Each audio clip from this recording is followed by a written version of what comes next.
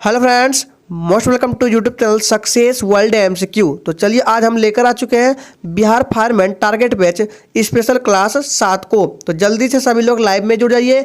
जैसा कि पता है कि ये लाइव आपका हर रोज सुबह 7 बजे होती है।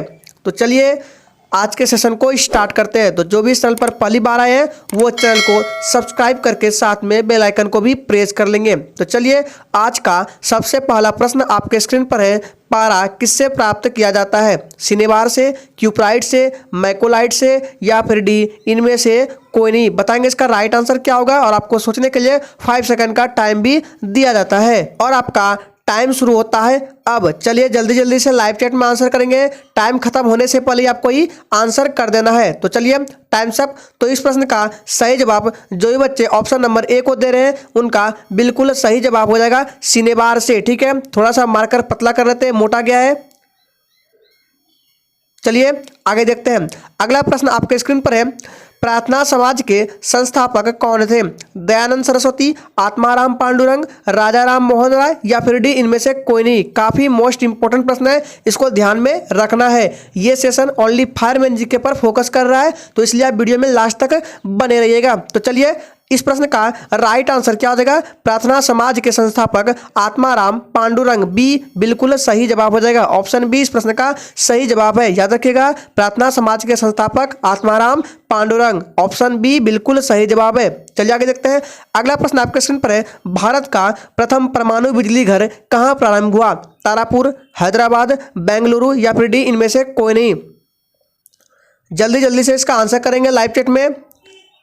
बार बार बोल रहे हैं दोस्तों, आपको एक भी स्पेशल क्लास को छोड़ना नहीं है, क्योंकि ये स्पेशल क्लास फायरमैन जीके पर फोकस कर रहा है। काफी इंपॉर्टेंट प्रश्नों को कराया जाता है इस स्पेशल क्लास में। तो चलिए तीसरे का राइट आंसर ए के साथ चला जाएगा। तारापुर, भारत का प्रथम परमाणु बिजली घर तारापुर में प्रारंभ हुआ। ऑप्शन ए इस प्रश्न का बिल्कुल सही जवाब हो जाएगा। चलिए आगे देखते हैं। अगला प्रश्न आपके स्क्रीन पर है। राजसमंद झील किस राज्य में स्थित है? उड़ीसा, राजस्थान, झारखंड या फिर डी इनमें से कोई नहीं? चलिए जल्दी जल्दी से आंसर करेंगे इसका लाइव चैट में क्या होगा।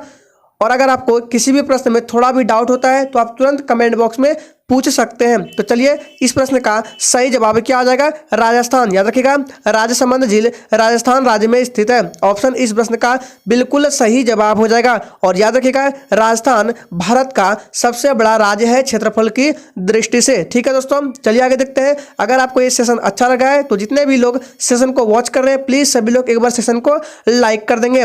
नेक्स्ट क्वेश्चन है। डकार किस देश की राजधानी है? सिंगापुर, नाइजीरिया, सेनेगल या डी डेनमार्क?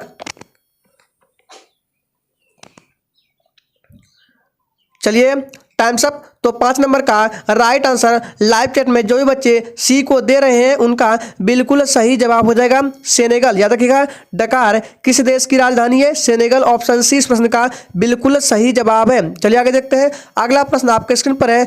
असमक जनपद की राजधानी कहाँ थी? पोटली, मथुरा, श्रावस्ती या डी कुशावती?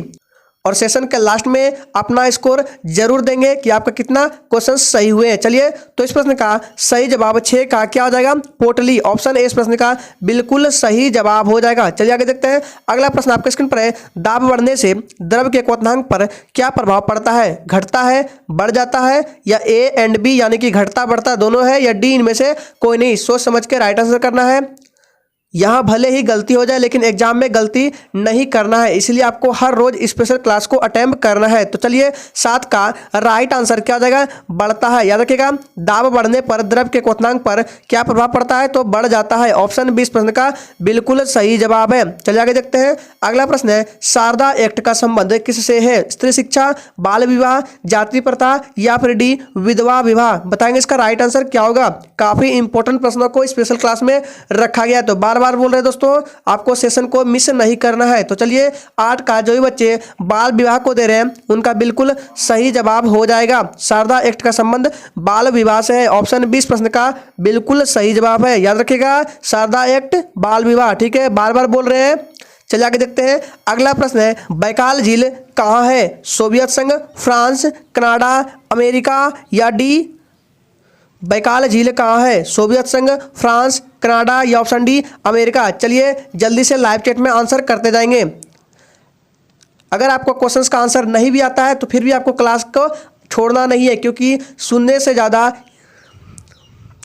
बैकाल झील कहाँ है? सोवियत संघ, फ्रांस, कनाडा या डी अमेरिका? जल्दी जल्दी से लाइव चैट में आंसर करते जाएंगे। जिससे भी प्रश्न का आंसर नहीं आता, यानी कि जो भी भाई प्रश्न का आंसर नहीं कर पाते हैं वो सिर्फ सुनते जाइए, क्योंकि याद करने से ज़्यादा सुनने में याद होती है। ठीक है, इसलिए आपको हर रोज क्लास को अटेम्प्ट करना है। तो चलिए 9 का राइट आंसर सोवियत संघ चला जाएगा। ए के साथ बिल्कुल सही, बैकाल झील सोवियत संघ में स्थित है। चलिए आगे देखते हैं। अगला प्रश्न आपके स्क्रीन पर है, अवंती महाजनपद की राजधानी कहाँ थी? उज्जैन, राजगिरी, हाटक या डी इंद्रप्रस्थ? बताएंगे जल्दी से, इसका लाइव चैट में जल्दी जल्दी से आंसर करते जाएंगे। ताबड़तोड़ रिवीजन, फटाफट से आंसर कीजिए। तो चलिए इस प्रश्न का सही जवाब 10 का क्या आ जाएगा? उज्जैन। याद रखिएगा, अवंती महाजनपद की राजधानी उज्जैन, ऑप्शन इस प्रश्न का बिल्कुल सही जवाब है। चलिए आगे देखते हैं। अगला प्रश्न है, लंपट मूर्ख के नाम से कौन सा मुगल शासक जाना जाता है? बताएंगे जहादार शाह, महमूद शाह, मोहम्मद शाह या डी इनमें से कोई नहीं? फटाफट से लाइव चैट में आंसर करते जाएंगे फुल स्पीड के साथ, और हर रोज आपको सुबह 7 बजे लाइव में आ जाना है। चलिए तो देखते हैं। 11 का राइट आंसर ए के साथ चला जाएगा, जहादार शाह। बी, ए ऑप्शन इस प्रश्न का बिल्कुल सही जवाब है। अगला प्रश्न आपके स्क्रीन पर है, हुएन सांग किसके शासनकाल में भारत आया था? हर्षवर्धन, समुद्रगुप्त, कनिष्क या फिर डी इनमें से कोई नहीं? चलिए आंसर करेंगे लाइव चैट में जल्दी से, इसका क्या होगा? Times up. तो इस प्रश्न का सही जवाब क्या हो जाएगा? 12 का। याद रखिएगा, हुएन सांग किसके शासनकाल में भारत आता है? तो हर्षवर्धन। जल्दी से लाइव चैट में आंसर देंगे, हर्षवर्धन। ठीक है, ऑप्शन ए इस प्रश्न का बिल्कुल सही जवाब है। चलिए आगे देखते हैं। अगला प्रश्न है, दक्षिण भारत की सबसे लंबी नदी कौन सी है? नर्मदा, कावेरी, कृष्णा या डी गोदावरी? जल्दी बताएंगे इसका राइट आंसर क्या होगा?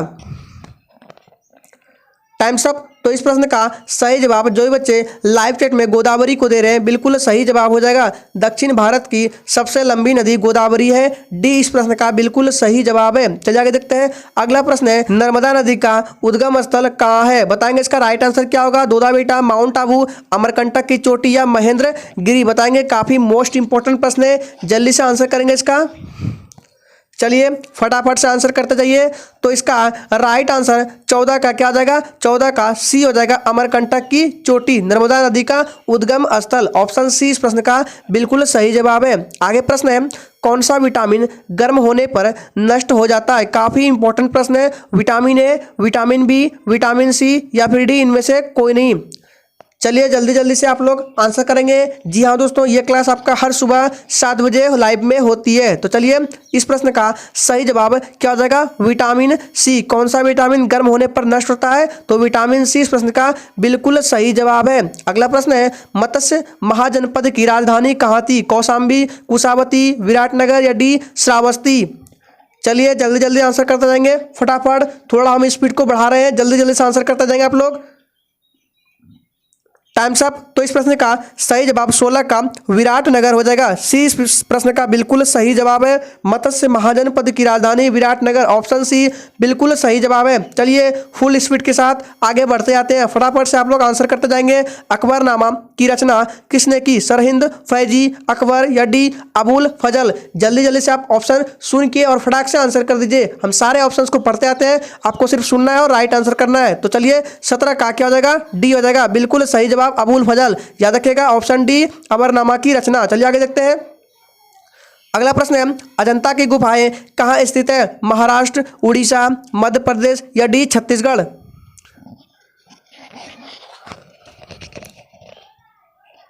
Times up. तो इस प्रश्न का सही जवाब क्या हो जाएगा? 18 का महाराष्ट्र हो जाएगा। अजंता की गुफाएं कहाँ स्थित है? महाराष्ट्र। ए इस प्रश्न का बिल्कुल सही जवाब है। चलिए आगे देखते हैं। अगला प्रश्न आपके स्क्रीन पर है, भारत में जनगणना कितने वर्षों के अंतर्गत की जाती है? 8 वर्ष, 9 वर्ष, 10 वर्ष या डी 15 वर्ष?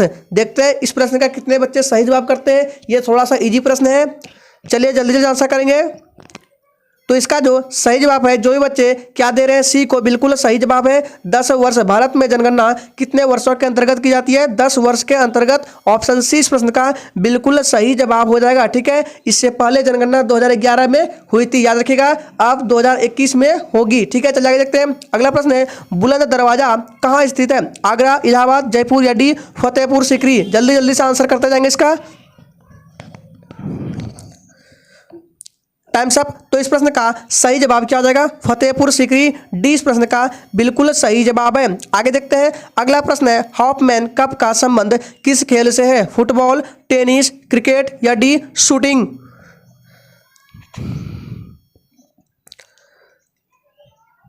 Times up. तो इस प्रश्न का सही जवाब क्या हो जाएगा? जो ये बच्चे लाइव चैट में 21 का क्या दे रहे हैं? 21 का बी को बिल्कुल सही जवाब हो जाएगा। टेनिस, हाफमैन कप का संबंध टेनिस से है, बी इस प्रश्न का बिल्कुल सही जवाब है। नेक्स्ट क्वेश्चन है संविधान के किस भाग को भारत का मैग्ना कार्टा कहा जाता है? काफी मोस्ट इंपॉर्टेंट प्रश्न है, इसको ध्यान में रखना है। भाग 1, भाग 2, भाग 3 या भाग 4 को कहा जाता है? बताएंगे इसका राइट आंसर क्या होगा? Times up. तो इस प्रश्न का सही जवाब सी है, भाग 3 को संविधान का मैग्ना कार्टा कहा जाता है, यानी कि भारत का मैग्ना कार्टा कहा जाता है संविधान के भाग 3 को। ठीक है, याद रखिएगा। चलिए आगे देखते हैं, अगला प्रश्न आपके स्क्रीन पर है अंग महाजनपद की राजधानी थी? मथुरा, वज्जीसंग, चंपा या डी श्रावस्ती? बताएंगे इसका जल्दी से राइट आंसर क्या होगा? Times up. तो इस प्रश्न का सही जवाब सी हो जाएगा, चंपा। याद रखिएगा, सी इस प्रश्न का बिल्कुल सही जवाब है। आगे देखते हैं, अगला प्रश्न है भारत के संविधान में अवशिष्ट शक्तिशाली किसमें निहित है? राष्ट्रपति, प्रधानमंत्री, संसद या देश की जनता? बताएंगे जल्दी जल्दी से, फटाफट आंसर करते जाएंगे। Times up. तो इस प्रश्न का सही जवाब 24 का संसद हो जाएगा। याद रखिएगा, सी इसका बिल्कुल सही जवाब है। याद रखिएगा।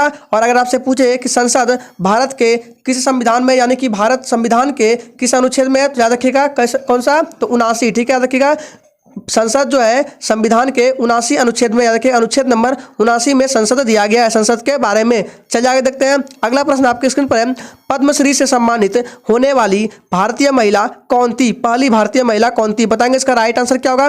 काफी मोस्ट इंपॉर्टेंट प्रश्न है, इसको ध्यान में रखिएगा, ये आपके एग्जाम में डायरेक्ट आ सकते हैं। बताएंगे इसका राइट आंसर क्या होगा? तो चलिए, इसका सही जवाब पद्मश्री से सम्मानित होने वाली पहली भारतीय महिला जो थी उनका नाम है ए, ठीक है, नरगिस। याद रखिएगा, ऑप्शन ए इस प्रश्न का बिल्कुल सही जवाब होगा। मोस्ट इंपॉर्टेंट प्रश्न है, इसको ध्यान में रखना है। चलिए आगे देखते हैं, अगला प्रश्न है श्वेत क्रांति का संबंध किससे है? दुग्ध उत्पादन, गेहूं उत्पादन, मछली पालन या डी इनमें से कोई नहीं?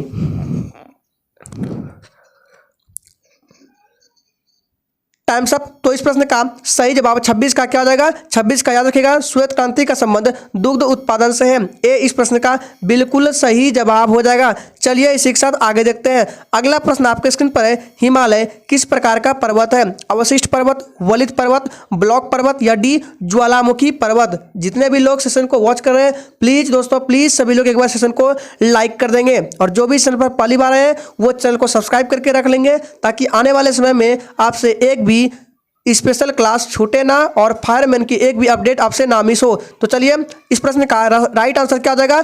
वलित पर्वत। याद रखिएगा, हिमालय किस प्रकार का पर्वत है? तो वलित पर्वत है, बी इस प्रश्न का बिल्कुल सही जवाब है।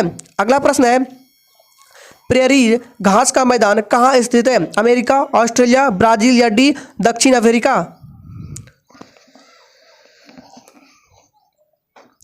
Times up. तो इस प्रश्न का सही जवाब क्या हो जाएगा? अमेरिका। याद रखिएगा, ये घास का मैदान कहाँ स्थित है? तो अमेरिका, ए इस प्रश्न का बिल्कुल सही जवाब है। अगला प्रश्न है सतपुड़ा पर्वत किस प्रकार का पर्वत है? ज्वालामुखी, अवशिष्ट पर्वत, वलित पर्वत या डी ब्लॉक पर्वत?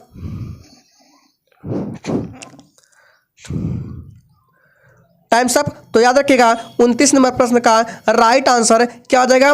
अवशिष्ट पर्वत। जी हाँ दोस्तों, सतपुड़ा अवशिष्ट पर्वत का उदाहरण है, ऑप्शन बी बिल्कुल सही जवाब है। चलिए आगे देखते हैं, अगला प्रश्न है जल सेना के पश्चिमी कमांड का मुख्यालय कहाँ स्थित है? मुंबई, बेंगलुरु, नई दिल्ली या डी इनमें से कोई नहीं? Times up. तो याद रखिएगा, जल सेना के पश्चिमी कमांड का मुख्यालय मुंबई में स्थित है, ए इस प्रश्न का बिल्कुल सही जवाब हो जाएगा। क्या दोस्तों? जल सेना के पश्चिमी कमांड का मुख्यालय मुंबई में स्थित है। याद रखिएगा, ए बिल्कुल सही जवाब है। अगला प्रश्न है हाइड्रोलिक ब्रेक किस सिद्धांत पर काम करता है? आर्किमिडीज का सिद्धांत, पास्कल का सिद्धांत, न्यूटन का सिद्धांत या डी इनमें से कोई नहीं? जल्दी जल्दी से लाइव चैट में आंसर करते जाएंगे आप लोग। Times up. तो इस प्रश्न का सही जवाब क्या हो जाएगा? 31 का पास्कल के सिद्धांत पर। याद रखिएगा, हाइड्रोलिक ब्रेक किस सिद्धांत पर काम करता है? तो पास्कल का सिद्धांत, ऑप्शन बी इस प्रश्न का बिल्कुल सही जवाब है। अगला प्रश्न है किलिमंजारो, यानी कि याद रखिएगा ये जो किलिमंजारो पर्वत है ये अफ्रीका में स्थित है। किस प्रकार के पर्वत का उदाहरण है? वलित पर्वत, अवशिष्ट पर्वत, ज्वालामुखी पर्वत या डी इनमें से कोई नहीं? जल्दी जल्दी से लाइव चैट में आंसर करते जाएंगे। चलिए, तो इस प्रश्न का सही जवाब 32 का क्या हो जाएगा? ज्वालामुखी पर्वत। याद रखिएगा ये काफ़ी इंपॉर्टेंट प्रश्न है। किलिमंजारो पर्वत जो कि अफ्रीका में है ये ज्वालामुखी पर्वत का उदाहरण है। ऑप्शन सी बिल्कुल सही जवाब है। अगला प्रश्न आपके स्क्रीन पर है, कार्बन का परमाणु संख्या कितना होता है? 6, 5, 4 या डी 2?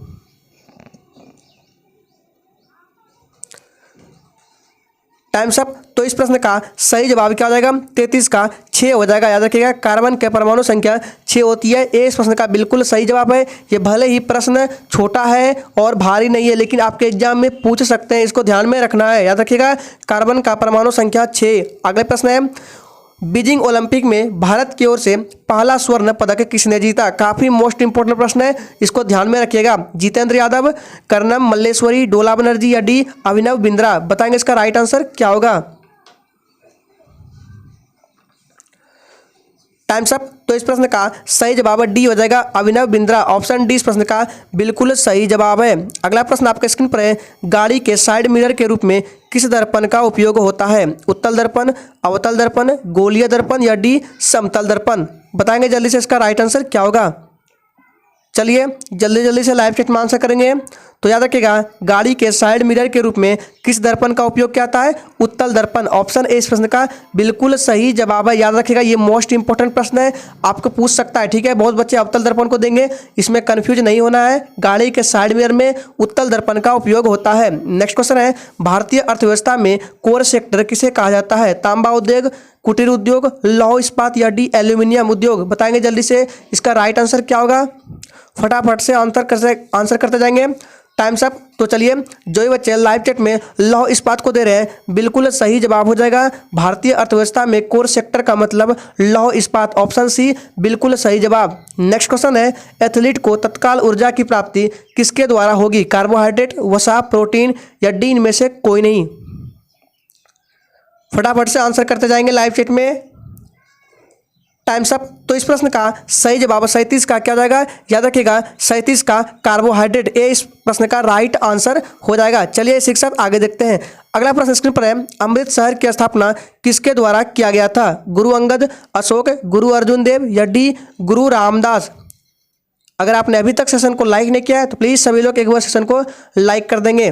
तो चलिए इस प्रश्न का सही जवाब 38 का क्या हो जाएगा? 38 का डी हो जाएगा, गुरु रामदास अमृतसर की स्थापना किया था। ठीक है, डी इस प्रश्न का बिल्कुल सही जवाब है।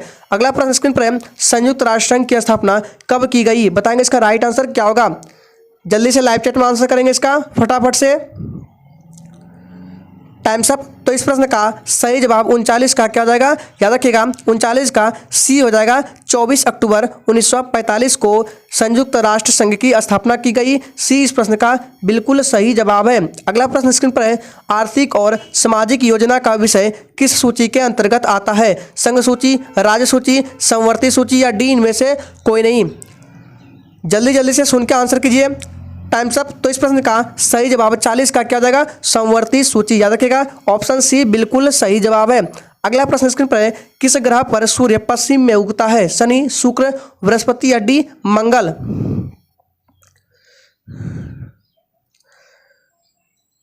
Times up. तो इसका सही जवाब बी हो जाएगा, शुक्र। याद रखिएगा शुक्र को सबसे चमकीला तारा भी कहा जाता है। ऑप्शन बी बिल्कुल सही जवाब है। चलिए आगे देखते हैं। अगला प्रश्न स्क्रीन पर है, महावीर का जन्म कब हुआ था? 540 ईसा पूर्व, 563 ईसा पूर्व या फिर 583 ईसा पूर्व? मोस्ट इंपॉर्टेंट प्रश्न है, याद रखिएगा इसको। तो इस प्रश्न का सही जवाब क्या हो जाएगा? महावीर का जन्म 546 ईसा पूर्व, यानी कि ऑप्शन ए इस प्रश्न का बिल्कुल सही जवाब है। अगला प्रश्न है, रेटिनॉल किस विटामिन का रासायनिक नाम है? Vitamin A, vitamin B, vitamin C या फिर विटामिन डी? सोच समझ के जल्दी से इसका लाइव चैट में आंसर करेंगे। 2 क्वेश्चन और बचा हुआ है। चलिए तो इस प्रश्न का सही जवाब क्या हो जाएगा? रेटिनॉल विटामिन ए का रासायनिक नाम है। ऑप्शन ए इस प्रश्न का सही जवाब हो जाएगा। ठीक है, और विटामिन ए का स्रोत क्या है? तो गाजर। याद रखिएगा गाजर में विटामिन ए प्रचुर मात्रा में होता है। अगला प्रश्न है, सहरिया जनजाति का संबंध किस राज्य से है? झारखंड, मध्य प्रदेश, छत्तीसगढ़ या डी राजस्थान?